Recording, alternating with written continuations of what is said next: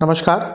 ग्रहों की गोचरीय स्थिति पर रेगुलर वीडियो पाने के लिए साप्ताहिक राशिफल, मासिक राशिफल, त्रैमासिक राशिफल और ग्रहों के बाकी गोचर पर भी रेगुलर अपडेट्स पाने के लिए, जिसके हिसाब से आप अपने जीवन में थोड़ी गाइडेंस प्राप्त कर सकें, इसके लिए मेरे चैनल को अवश्य सब्सक्राइब करें। जिन लोगों ने सब्सक्राइब कर रखा है वो ऑल ये जो नोटिफिकेशन सेटिंग होती है इसको क्लिक करें, क्योंकि कभी कभी कुछ लोग बोलते हैं उनको नोटिफिकेशन नहीं मिलती। आशा करता हूँ चैनल को सब्सक्राइब करेंगे और रेगुलर वीडियोस अवश्य आप देखेंगे। नमस्कार। ओम गणेशाय नमः। ओम नमः शिवाय। मैं निखिल ज्योतिष आचार्य आप सभी का मेरे चैनल पर पुनः स्वागत करता हूँ। आशा करता हूँ कि आप सभी स्वस्थ होंगे। महादेव की कृपा आप सभी पर सदैव बनी रहे। ये वीडियो मीन यानी कि पाइसेस के लिए बहुत विशेष है, क्योंकि यह वीडियो है अप्रैल मई जून 2026 के त्रैमासिक राशिफल के बारे में। कैसा रहेगा मीन के लिए 90 दिनों का कालखंड। मेरे चैनल पर विस्तृत रूप से मासिक राशिफल आते हैं, जिसमें मैं जो जीवन की प्रमुख चीज़ें होती हैं उन पर एक विश्लेषण देता हूँ। साप्ताहिक राशिफल तो हर हफ्ते ही आते हैं, जो चंद्रमा की गति पर आधारित होते हैं, और बड़े ग्रहों पर तो वीडियोज़ आते ही हैं, लेकिन यथासंभव मैं बाकी ग्रहों के गोचर पर भी वीडियो देता ही हूँ। लेकिन इन सब में से सबसे महत्वपूर्ण स्थान अगर कोई राशिफल लेता है वो है त्रैमासिक राशिफल, क्योंकि ऐसा व्यक्ति जो समझता है कि ज्योतिष कोई जादू टोना नहीं है, कोई चुटकी बजाकर जीवन को बदलने की कला नहीं है, पर उसके विपरीत ग्रहों की स्थिति को समझकर उसके अनुसार थोड़ा बहुत काम करने का है। क्योंकि राशिफल कोई कुंडली का विश्लेषण पर्टिकुलर नहीं होता, पर एक गोचरीय स्थिति होती है, तो डूज एंड डोंट्स के लिए बहुत उपयोगी होती है। तो क्या अच्छा हो सकता है उसका लाभ उठाएं, क्या बुरा हो सकता है उससे बचें। ऐसे लोगों के लिए अवश्य त्रैमासिक राशिफल सदैव ही अच्छे रहे हैं, सदैव ही बहुत फुलफिलिंग रहते हैं। और यकीन मानिए जो 3 महीने का कालखंड है इसमें बहुत कुछ हो रहा है। अप्रैल का महीना मंगल शनि की युति के साथ आएगा, जो आपके लग्न में ही होने वाली है।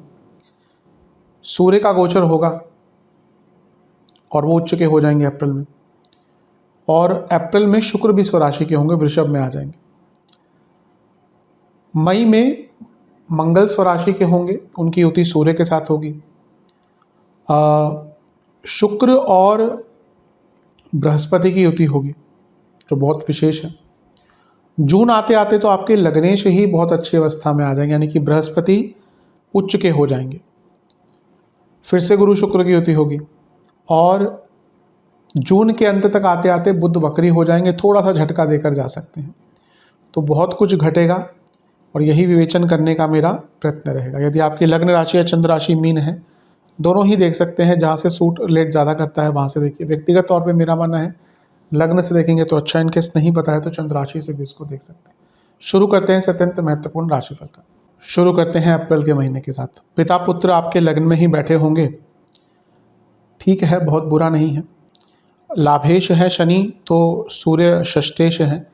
कोई लीगल काम या कुछ काम फंसा हुआ था, में भी सरकारी कार्य, उसको पूर्णता की तरफ लेके जा सकता है। दोनों ही उपचय भाव हैं जिनके स्वामी बैठे हैं लग्न में, तो गतिमान रहेगा। अप्रैल शुरू से ही गतिमान रहेगा, और उस गति को कई गुना बढ़ाने वाले ग्रह आपके लग्न में अप्रैल के शुरुआत में ही आ जाएंगे, यानी कि मंगल। 2 अप्रैल को मंगल आपके लग्नस्थ हो जाएंगे, यानी कि लग्न में आ जाएंगे।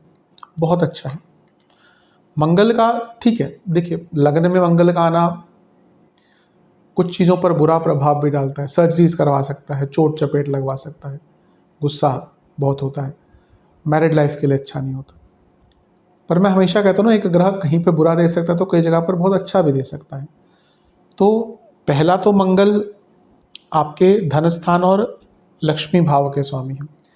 दोनों ही जो भाव हैं धन से संबंधित हैं। ये तो भाग्येश भी हैं आपके।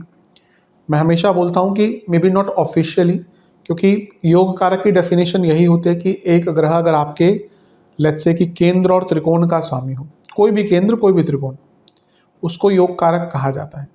पर अनऑफिशियली कुछ ग्रह आपके लिए योग कारक की तरह काम करते हैं, और मेरे हिसाब से मीन के लिए वो मंगल है। मैं हमेशा इस चीज़ को कहता हूँ, ये मेरा ओपिनियन है। तो योग कारक का मंगल का लग्न में आना बहुत श्रेष्ठ है। जब योग कारक लग्न से संबंध बनाता है तो आपके जीवन में एक नई उमंग आती है, एक नई तरंग आती है, एक नई अभिलाषा आती है, कुछ नया जागृत होता है, मन में एक उत्साह जागृत होता है, कॉन्फिडेंस बहुत आता है। तो ये बहुत श्रेष्ठ है। यहाँ पे मंगल जब धनेश हमने कहे तो शनि लाभेश है। तो मैं हमेशा बताता हूँ कि दूसरे और 11वें भाव का जब कुछ भी प्रकार से अगर मिलन हो गया तो ये बहुत सुंदर धन योग बनता है। तो धन योग बहुत अच्छा बन रहा है। 11वां भाव एसेट्स का है, मंगल प्रॉपर्टी आदि के कारक हैं। यहाँ से मंगल चौथे घर को भी देख रहे हैं, उनका मिलन शनि से हो रहा है। तो ये प्रॉपर्टी की वृद्धि के लिए टाइम है। आप इन्वेस्टमेंट करना चाहते थे, अप्रैल आ गया है तो फाइनेंशियल ईयर नया आता है, तो लोग अपनी इन्वेस्टमेंट्स देखते हैं कि भाई चलो इस साल में कितनी कर सकते हैं। कोई अपना पीपीएफ अपडेट करेगा, कोई नए बॉन्ड्स लेगा, मे बी आरबीआई से ले, मे बी गोल्ड बॉन्ड ले, आजकल कॉरपोरेट बॉन्ड्स चल रहे हैं वो ले सकता है। कुछ लोग एफडीज कराते हैं। एफडी भी कोई बहुत बुरी चीज़ नहीं है। लोग बहुत ज़्यादा मार्केट से नहीं वो करना चाहते तो एफडी कराते हैं। कई लोग मैंने देखे बहुत संपन्न रहते हैं। मेरे एक मित्र है, उनकी करीबन पता नहीं कितने 3 करोड़ के आसपास, उन्होंने पूरा, एज तो उनकी ज़्यादा है तो उन्होंने एफडी करवा रखी है। तो कहते अब क्या ज़रूरत है, जितना आता है उतना एंजॉय करेंगे। ठीक है भाई, अगर मेहनत करी है तो करेंगे। तो जो आपको, जहाँ पे आपको इन्वेस्ट करना है, जहाँ पे आपको कुछ पैसा लगाना है, उसके लिए बहुत अच्छा है। 12वें घर के स्वामी शनि भी हैं यहाँ पे और मंगल नवमेश है। तो अगर किसी धार्मिक स्थल पर जाना है, कुछ धर्म से जुड़ा करना है, कोई डोनेशन करनी है, नवम 12वें का कॉम्बिनेशन व्यक्ति से डोनेशंस भी करवाता है। तो अगर आप देखें ना किसी कुंडली में नवम और 12वें का कॉम्बिनेशन है और उसका कोई संबंध धन से, लग्न से, या इट सम केसेस छठे भाव से भी बन जाता है, तो व्यक्ति बहुत डोनेट करता है। तो ये योग आपका बहुत अच्छा बन रहा है। मंगल सूर्य लग्न में है, यानी कि कॉन्फिडेंस, अपने ऊपर विश्वास अजब सा रहता है। किसी के लग्न में भी अगर आप सूर्य देखेंगे ना, कि ऐसा भी हो, ग्रहण दोष युक्त भी हो, वो व्यक्ति के अंदर ना अपना एक विश्वास अवश्य होता है कि हाँ मैं ये कुछ कर सकता हूँ। एम्बिशियस होता है व्यक्ति। कई मैंने से कुंडलियाँ देखे हैं, लग्न में राहु है और सूर्य है। अब हम क्या कह देंगे भाई राहु सूर्य तो ग्रहण दोष, नहीं, ऐसा नहीं। वो हाँ, अगर लग्नेश बहुत वीक हो गया तो फिर अलग चीज़ हो जाती है, लेकिन अगर लग्नेश भी बली है तो ये राहु सूर्य की युति कभी कभी व्यक्ति को एक्स्ट्राऑर्डिनरी सफलता दे सकती है। तो इससे लग्न में मंगल शनि का आना धन के लिए और मंगल सूर्य का आना या साथ में होना कॉन्फिडेंस के लिए बहुत अच्छा है। छठे घर के स्वामी हैं सूर्य और मंगल के साथ बैठे। मंगल जो लोन के कारक हैं, तो कोई ऋण आदि आपको चाहिए, लोन या कोई लोन चुकता करना है, दोनों ऑब्वियसली अलग स्टेजेस पे होते हैं, तो उसके लिए भी अच्छा योग है। कोई सूर्य छठे घर के स्वामी है, मंगल प्रॉपर्टी के कारक हैं, कोई प्रॉपर्टी का कागजाती कार्रवाई आपकी अटकी हुई थी तो उसके लिए भी अच्छा टाइम है। तो देखा जाए ये योग बहुत अच्छा है। लेकिन हाँ, मंगल सूर्य शनि, अब इसमें से शनि सूर्य सेपरेटर्स हैं, मंगल उग्रता है, तो ये सब सारे सप्तम भाव को देखेंगे ना, तो मैरिड लाइफ में तो कोई बहुत सुधार नहीं होने वाला। मैरिड लाइफ में प्रॉब्लम्स रहेंगी, बल्कि बढ़ सकती हैं। गुस्से पर नियंत्रण रखें, क्योंकि मंगल सूर्य लग्न में, मंगल शनि लग्न में, ये बहुत ज़्यादा एग्रेशन का कारक बन जाते हैं। हाँ, मंगल शनि की मैंने हर बार एक बात कही है कि कंस्ट्रक्टिव डिस्ट्रक्टिव होते हैं, तो बहुत कुछ करने का मौका मिलता है, बहुत कुछ नया करने का मौका मिलता है, लेकिन कभी कभी व्यक्ति ना सेल्फ डिस्ट्रक्शन मोड पे भी चले जाता है। वो अपने आप ऐसी चीज़ें स्टार्ट कर देता है जो उसको ही डिस्ट्रक्ट कर सकती हैं, यानी कि कुछ आदतें, कुछ ओवर एक्सर्शन, कुछ ओवर इन्वॉल्वमेंट इन समथिंग, तो उससे बचिएगा। लेकिन योग बहुत अच्छा दिख रहा है आपका। 11 अप्रैल को फिर बुध का गोचर होगा और बुध भी आपके लग्न में आकर बैठ जाएंगे। बुध की अगर बात करें तो 7वें घर के स्वामी हैं, 4थे घर के स्वामी हैं, तो अब ये भावेश बुध और कारकेश मंगल, यानी कि प्रॉपर्टी संबंधित तो बहुत लाभ मिलेंगे। बिजनेस में बहुत वृद्धि हो सकती है, क्योंकि सप्तमेश धनेश और लाभेश के साथ बैठ गए। नीच के हैं तो अच्छी चीज़ यह है कि व्यक्ति की सोच थोड़ी सी आउट ऑफ द बॉक्स हो सकती है। वो कुछ ऐसी चीज़ें सोच सकता है जो नॉर्मली व्यक्ति ना सोचे। लेकिन अगर बुध लग्न में नीच के हैं तो कभी कभी व्यक्ति बहुत रिस्क भी लेता है। वो ऐसी चीज़ें करता है जिसके बारे में उसको पूरा ज्ञात नहीं है, और वहाँ पे फिर वो गड़बड़ में अपने आप को डाल लेता है। क्योंकि बुध सप्तमेश है, नीच के हो गए, तो मैरिड लाइफ में उलझन, पारिवारिक जीवन में कलह कलेश, और क्योंकि सूर्य और शनि के साथ बैठे हैं तो मैरिड लाइफ में जिनकी बहुत ही दिक्कत चल रही थी वो डाइवोर्स तक बात जा सकती है। तो ये समय थोड़ा सा कष्टकारी अवश्य है, ध्यान दीजिएगा इसका। 14 अप्रैल को सूर्य का गोचर होगा और सूर्य उच्च के होकर मेष में आ जाएंगे, और ये होगा 14 तारीख को, 14 अप्रैल को। बहुत अच्छा है। आपके दूसरे घर में ग्रह उच्च का हो गया, यानी कि धन के लिए तो बहुत श्रेष्ठ है। आपके छठे घर के स्वामी है, यानी कि लीगल कार्यों में कोई बहुत बड़ी सफलता, कोई लीगल केस जीतना है, अपना आधिपत्य स्थापित करना है लोगों पर, करियर में उठना है, करियर में अपने आप को लोगों के सामने रखना है, अपने कॉम्पिटिटर्स को उन पर विजय प्राप्त करनी है, तो बहुत अच्छा योग है। केतु का प्रभाव जब सूर्य पे होता है तो एक आत्म मंथन होता है। सूर्य आत्मा का क्या कारक है। वैसे तो जेमिनी के हिसाब से, खैर मैं हमेशा बोलता हूँ कि ज्योतिष का जो लोगों ने आजकल विभाजीकरण कर दिया है ना, कि कोई बोलता है ये पराशरी है, कोई जेमिनी है, भृगु है, भृगुनंदी है, केपी है, ये है, नाड़ी है, वो है। ज्योतिष ज्योतिष है, सबके अलग अलग थोड़े से स्वरूप हो सकते हैं। ये कहना कि नाड़ी ज्योतिष अलग हो जाती है, जेमिनी ज्योतिष अलग होती है, गलत चीज़ है। लेकिन ज्योतिष में कुछ स्थिर कारक होते हैं, कुछ चर कारक होते हैं। तो चर कारक तो आपका कोई भी आत्म कारक हो सकता है ग्रह, लेकिन स्थिर कारक सूर्य ही माना गया। तो जब सूर्य जो आत्मा के कारक है उन पर केतु का प्रभाव आ गया, यानी कि आत्ममंथन का मौका। आपको कभी कभी ना, हम बहुत कुछ कर रहे होते हैं, हमारे मन में आता है कि ये प्रॉपर्टी ले लें, यहाँ इन्वेस्ट कर दें, पैसा हम उसके लिए कमा भी रहे होते हैं, फिर बीच में रियलाइजेशन आता है क्यों कर रहे हैं इतना, किसके लिए कर रहे हैं, कैसे मुझे खुशी मिलेगी। ये वो टाइम है जब वो रियलाइजेशन होगा आपको कि मैं जो कर रहा हूँ क्यों कर रहा हूँ। और ये होना चाहिए बार बार। हम में से अधिकतम लोग बस रैट रेस में भागते हैं, इतना पैसा कमा लें तो खुशी आ जाएगी। नहीं आती, कभी नहीं आती। आप कितना भी पैसा, अगर आनी होगी तो आ जाएगी। वो सबके लिए अलग अलग है खुशी। किसी के लिए किसी का साथ, किसी के लिए वैराग्य खुशी है, किसी के लिए ईश्वर का ध्यान खुशी है।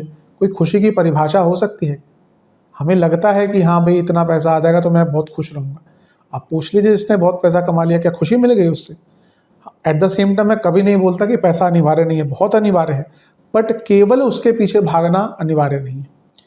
पैसा कमाइए, भरपूर पैसा कमाइए, पर ये मत सोचिए कि उससे खुशियाँ आ जाएंगी। खुशियाँ तो फिर मैंने कहा ना, बहुत सब्जेक्टिव चीज़ है। लेकिन आत्ममंथन के लिए बहुत अच्छा समय है। करियर में उत्थान हो सकता है, प्रमोशन हो सकती है, बहुत श्रेष्ठ टाइम है। इसके बाद 19 अप्रैल को शुक्र का गोचर होगा और शुक्र स्वराशि के जाकर बैठ जाएंगे तीसरे घर में। तीसरे घर के शुक्र अच्छे ही माने जाते, कोई बुरे नहीं माने जाते। हॉबीज पर ध्यान लगाने का टाइम। तीसरा भाव ना, हम जैसे रिलेशनशिप की बात करते हैं तो पंचम भाव कहते हैं। देखिए ठीक है, आपको पता है कि प्यार क्या है, आप उसके हिसाब से रिलेशनशिप में आते हैं, या अट्रैक्शन है। कभी कभी होता है ना, पता ही नहीं होता कि प्यार क्या है। एक वो जो पहला एहसास होता है ना, वो मे बी जो बहुत इनोसेंट होता है, इन्फेक्चुएशन कह लीजिए, पहला एहसास कि हाँ भाई किसी के प्रति आकर्षण है, वो तीसरे भाव से आता है। वो सही है नहीं है वो अलग चीज़ है। हम सब उस एज में जाते हैं जहाँ पे हमें लगता है कि हाँ हमें कोई पसंद आ रहा है, हमें खुद नहीं पता कि हमें क्या पसंद है। तो ये वो टाइम होता है जब एक नया रिलेशनशिप, एक नया बहुत इनोसेंट सा रिलेशनशिप स्टार्ट हो सकता है लोगों का, जो भी उस एज में है ऑब्वियसली। बाकी अपनी हॉबीज़ को पूरा करने के लिए बहुत अच्छा टाइम है। यहाँ से शुक्र नवम भाव को देखेंगे तो भाग्य का भरपूर साथ मिलेगा। और क्योंकि शुक्र अष्टमेश है तो ना अपने आप को बदलने का मौका मिलेगा। हम कई बार सोचते हैं कि हम अपने आप को बदलें, लेकिन नहीं बदल पाते। हम सबको पता है कि ये चीज़ कैसे, हम सबको पता है कि हेल्थ कैसे बेटर करनी है। हम रोज़ एक्सरसाइज करेंगे, खाना अच्छा खाएंगे तो हेल्थ धीरे धीरे करके ठीक हो जाएगी। गिवन दैट कि कोई क्रॉनिक डिजीज़ नहीं है, कुछ और नहीं। हमें पता है कि जिसका वेट बड़ा है कि भाई आप कैलोरी डेफिसिट में जाओ, खाना कम खाओ, एक्सरसाइज ज़्यादा करो तो कम हो जाएगा। पर हम नहीं करते, हम शॉर्टकट ढूंढते हैं। एक दवाई आ जाए को उसको खा के वेट कम हो जाएगा, किसी का नहीं हुआ आज तक।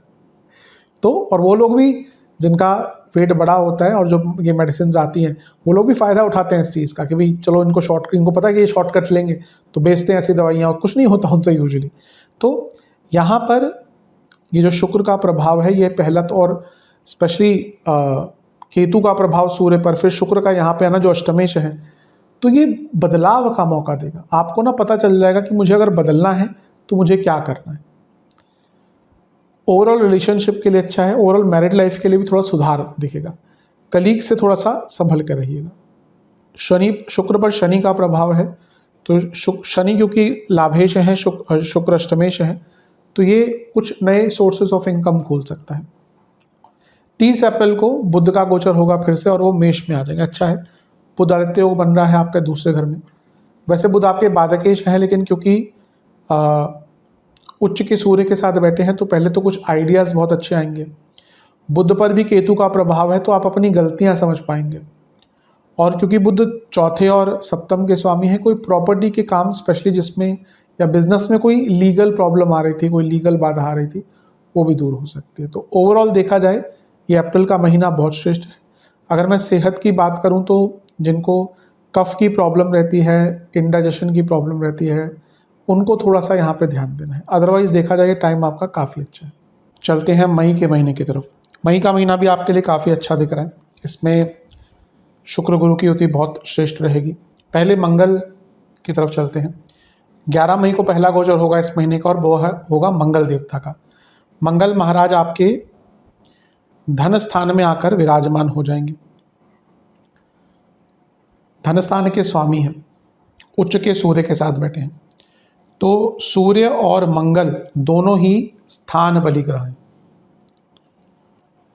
तो जब दो स्थान बली ग्रह दूसरे घर में है यानी कि धन स्थान बहुत बली हो गए, तो मई का महीना 11 तारीख के बाद से सबसे पहले तो धन की प्रॉब्लम जो चल रही थी, कोई पैसा अटका हुआ था, कोई पेमेंट अटकी हुई थी, कोई अब मंगल यहाँ पे तो कोई प्रॉपर्टी का काम अटका हुआ था, कोई कोर्ट केस में आपका पैसा फंसा हुआ था, कोई बिजनेस में आपका पैसा फंसा हुआ था, उन सब में आपको लाभ एकदम मिलना शुरू हो जाएगा।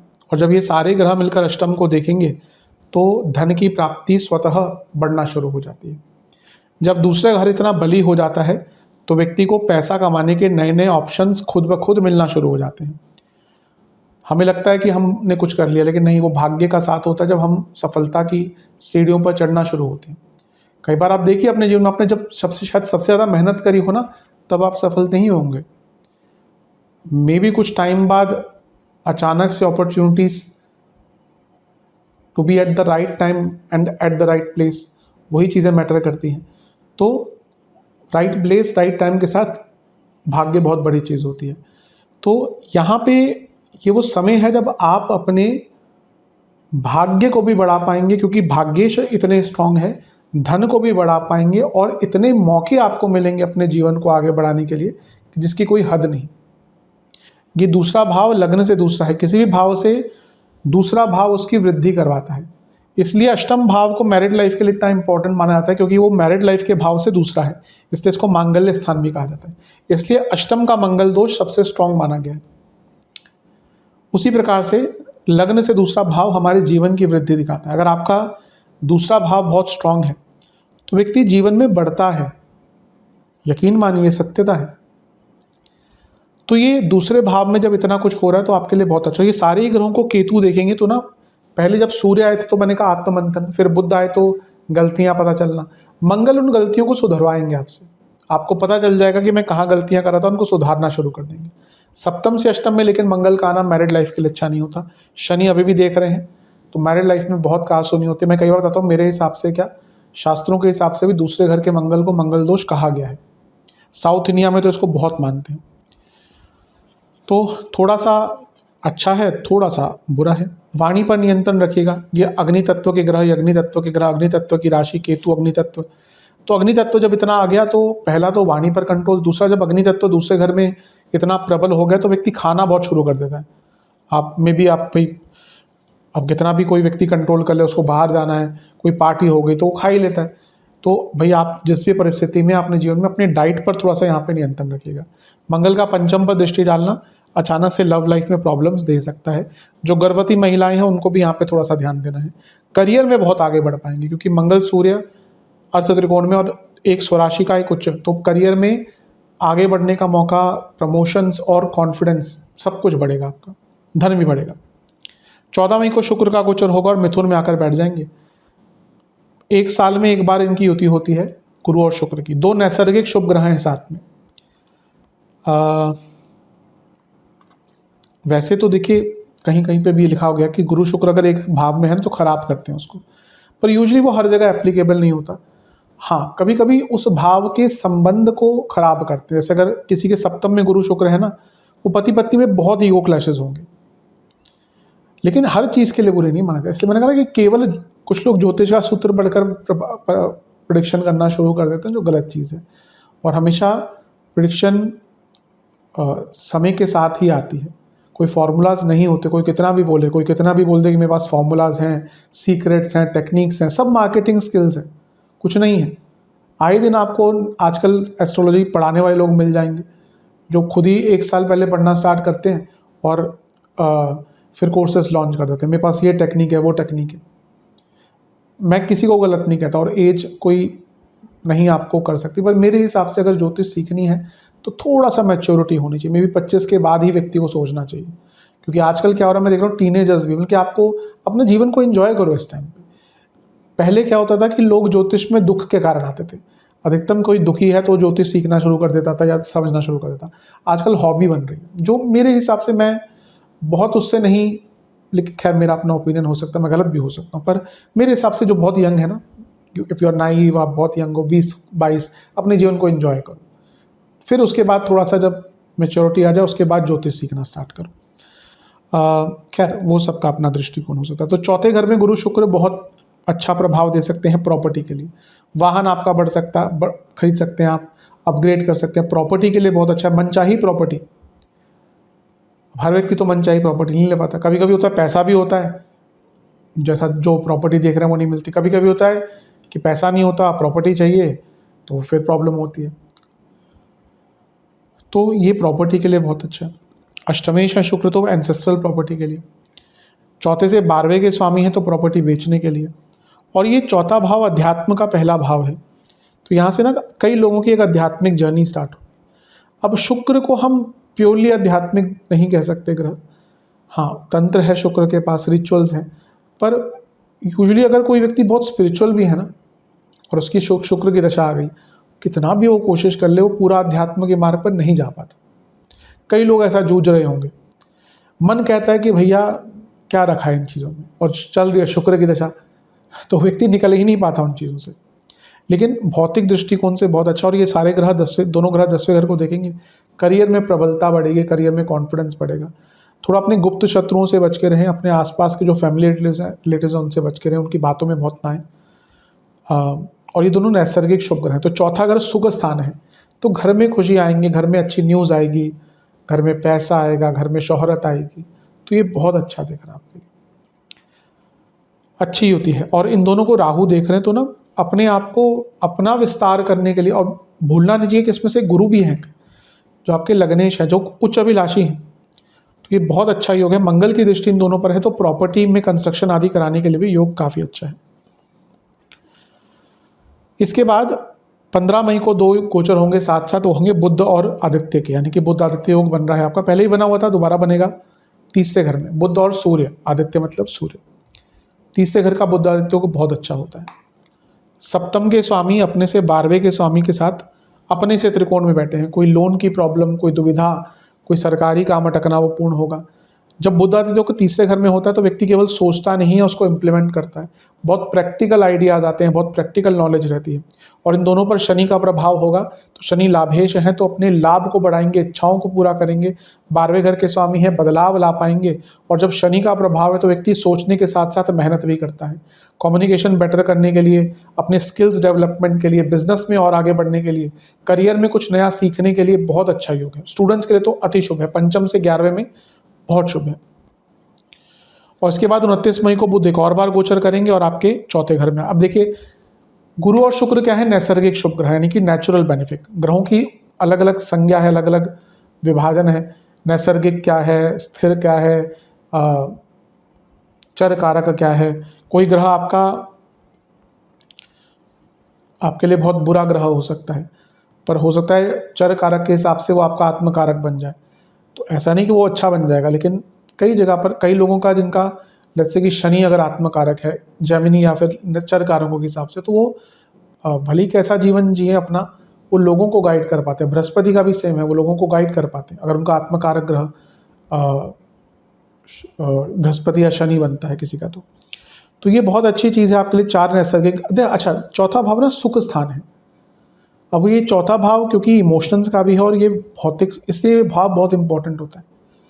आप कितना पैसा कमा ले, चौथा घर खराब है, कुछ नहीं कर पाएंगे, पैसे का धरे का धरा रह जाएगा, इंजॉयमेंट ही नहीं होती। कई लोगों की कुंडली देखता हूँ चौथे घर में केतु है। एक व्यक्ति की मुझे याद आती है, कहता 2 दिन पहले मर्सिडीज लाया हूँ, बचपन से इच्छा थी, आज कुछ उत्साह ही नहीं है। जब छोटा सोचता था कि मर्सिडीज आएगी, 2 दिन हो गए टच भी नहीं किया, तब से आई है। ये होता है चौथे घर का केतु। या फिर अगर चौथा भाव बहुत पीड़ित है तो, क्योंकि ये सुख का भाव है, ये मन का भाव है, इमोशंस का भाव है। तो जब यहाँ पे 4 शुभ ग्रह बैठेंगे तो आपके इमोशंस जो हैं वो बहुत अच्छे प्रकार से खिलकर सामने आएंगे। मैंने शायद मंगल की दृष्टि गलत बता दी, अगर मैंने चौथे घर पे बताया तो गलत है। आई थिंक वो मैं कहना चाह रहा था कि चौथे से 11वें पे मंगल बैठे हैं तो वो प्रॉपर्टी आदि के कामों के लिए अच्छे। मुझे याद नहीं, शायद अभी सबकॉन्शियसली मुझे याद आ रहा है। तो बुध, गुरु और शुक्र चौथे घर में सुख, समृद्धि, संपत्ति, 10वां घर करियर में प्रॉफिटेबिलिटी, प्रोडक्टिविटी, रिकॉग्निशन सब प्राप्त होगा। जो लोग मैरिड हैं उनको इन लॉस से इस टाइम पे बच के रहना है। एसेट्स की वृद्धि के लिए बहुत शुभ समय है। राहु का प्रभाव 12वें घर से, जो लोग विदेश यात्रा करना चाहते हैं, विदेश में सेटल होना चाहते हैं, उनके लिए बहुत अच्छा है। तो मई का महीना भी बहुत श्रेष्ठ है। सेहत के हिसाब से बस कहूँगा खाने पीने का इस महीने में बहुत ध्यान दीजिएगा। चलते हैं जून के महीने की तरफ। जून का महीना तो बहुत श्रेष्ठ है, क्योंकि 12 वर्षों बाद वो होगा जिसका हर मीन लग्न वाले को इंतज़ार था कि आपके लग्नेश उच्च की अवस्था के हो गए। वैसे कुछ टाइम के लिए 2025 में भी हुए थे, अतिचारी होने के कारण कुछ टाइम के लिए वो आगे आ गए थे। मैंने ये भी बताया कि अतिचारी और वक्री गुरु हर साल होते हैं, तो ये नहीं कि कुछ अलग हो गया था, बस डिग्री वाइज होता है कि एक राशि की परिधि को उन्होंने लांघ दिया था। अब वो 12 साल बाद यहाँ पे आए।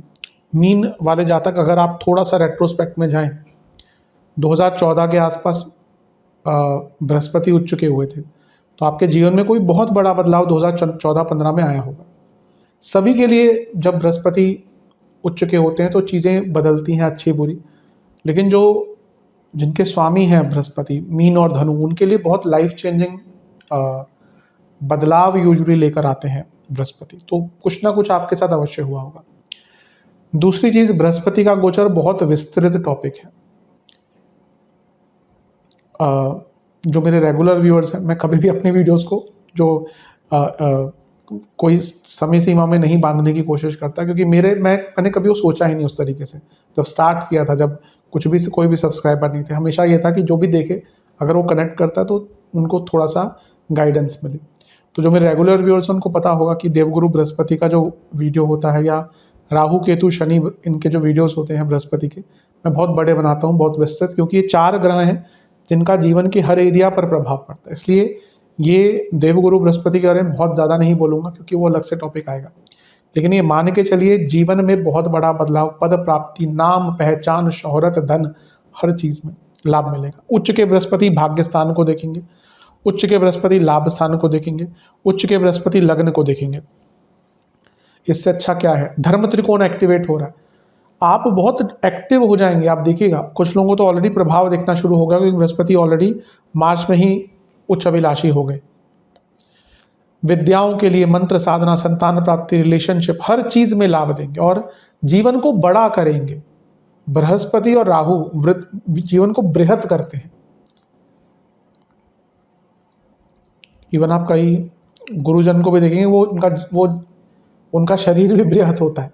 अधिकतम जो लोग गुरु से प्रभावित हैं, जो बहुत ज्ञानी लोग आप देखेंगे, किसी बड़े धर्म गुरु को देख लीजिए, पहले रहे हैं आप, इवन आप नीम करोली बाबा जी को देख लीजिए, उनका शरीर थोड़ा सा बृहत था। तो अधिकतम जो बृहस्पति प्रधान व्यक्ति होता है, उसकी बॉडी में थोड़ा सा फैट कंटेंट ज़्यादा होता है। वो अलग बात है कि उसने कम कर लिया, लेकिन फैट कंटेंट बृहस्पति के कारण ज़्यादा आता ही है।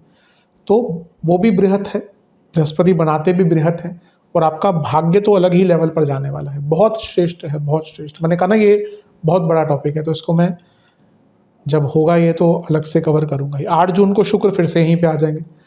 वैसे शुक्र बृहस्पति की जो जोड़ी है वो साल में 1 बार बनती है, यहाँ पे 2 बार बन रही है। बहुत अच्छा, इससे अच्छा आपको चाहिए ही क्या। और 2 नैसर्गिक शुभ ग्रह प्रारब्ध के भाव में, जो नवम से नवम है, तो भाग्य भी दर्शाता है। भाग्य बहुत साथ देगा, प्रारब्ध अच्छा बुरा जो भी है वो आपका एक्टिव हो जाएगा। कई ऐसी चीज़ें आपको मिलेंगी जो आप सोच रहे थे मैंने ऐसा क्या किया कि मुझे इतना लाभ मिल रहा है। एट द सेम टाइम कुछ ऐसी चीज़ें भी आपको प्राप्त होंगी, कुछ नेगेटिव भी हो सकता है, जो आप सोचेंगे कि मैंने बुरा क्या किया है।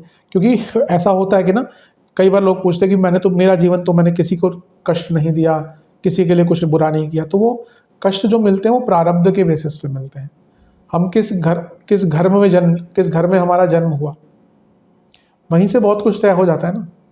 अगर आप एक गरीब परिवार में पैदा हुए, आप ऐसे परिवार में पैदा हुए जिसमें कलेश होते रहते हैं, आप ऐसे परिवार में पैदा हुए जहाँ पे बहुत संपन्नता है, संप्रदा है, तो हर व्यक्ति की, अब मैं ये नहीं कह रहा कि जो गरीब घर में हुआ है वो बहुत सफल नहीं हो सकता है, लेकिन बहुत कम लोग ऐसे होते हैं। The probability of someone being born into a rich family, उसकी सफलता की कहानी और रास्ता इजी रहेगा और हो जाएगा, कोई ना, ऐसे नहीं होता वैसे हो जाएगा। तो यही तो प्रारब्ध है। जो लोग बोलते हैं प्रारब्ध कुछ नहीं होता, और क्या होता है प्रारब्ध? प्रारब्ध तो जिस दिन आप जन्म लेते हैं उस दिन वहीं से शुरू हो जाता है। तो ये प्रारब्ध का भाव है, तो बहुत कुछ करने का अगर आपकी कुंडली में पितृदोष है, इस टाइम पे पूजा करवाइए, इस टाइम पे दान पुण्य कीजिए, क्योंकि बृहस्पति भी है, शुक्र भी है, दो शुभ ग्रह। अब ये 1 महीने का, वैसे तो बृहस्पति 1 साल के लिए है, लेकिन 1 महीने में हो सके तो पितरों के लिए पूजा करिए, दान पुण्य कीजिए, जो भी करिए, बहुत अच्छा टाइम है। पितृदोष होता है नहीं होता, क्योंकि लोगों ने बहुत व्याख्या गलत कर दी है उसकी, कि अब आजकल बहुत लॉजिकल रीजनिंग की, मेरे दादाजी ने, किसी ने, मैंने पितृदोष की बात करी थी कि मेरे दादाजी ने मेरे कुछ बुरा किया था, तो उसका मुझे चुकाना पड़ेगा। एक बात बताइए, जब दादाजी की पुश्तैनी ज़मीन लेकर बड़े खुश होते हैं लोग कि मेरे दादाजी की ज़मीन है, तो जब उन्होंने कुछ पाप किया होगा, मैं केवल उनकी बात नहीं कर, जब हम पितृदोष की बात करते हैं तो लीनिएज, वो एक विरासत में जो चीज़ें चली आती हैं, एक लीनिएज में जो चीज़ें चली आती हैं, उसके कारण चीज़ें मिलती हैं। वो अलग टॉपिक बनेगा, बहुत बृहद टॉपिक है। मैं इस चैनल पर नहीं, दूसरे चैनल पर पूरा प्रयास रहेगा कि मैं पितृदोष पे एक वीडियो बनाऊंगा। लेकिन यहाँ पे पितरों के लिए कुछ ना कुछ कीजिए। दोनों शुभ ग्रह लाभ स्थान को देख रहे हैं, बहुत इजीली पैसा कमा पाएंगे। स्पेकुलेटिव मार्केट्स है, इन सब में अष्टमेश यहाँ पे हैं। जो महिलाएं सेरोगेसी, IVF आदि के द्वारा कुछ संतान प्राप्ति करना चाहते हैं, उनके लिए होता है। रिलेशनशिप भी अचानक से स्टार्ट हो सकता है।